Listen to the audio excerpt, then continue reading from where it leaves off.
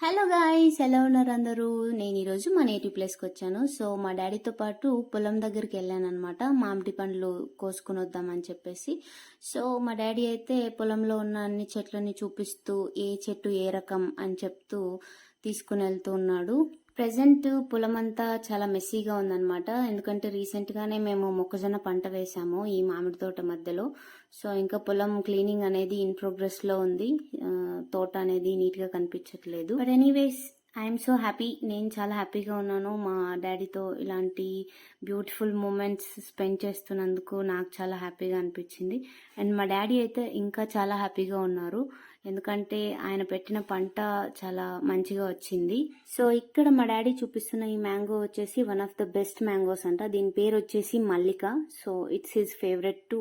వెళ్ళిన పని అయితే సక్సెస్ఫుల్గా పూర్తి చేసేసాం. అండ్ కొన్ని మంచి మ్యాంగోస్ అయితే కోసుకున్నాం.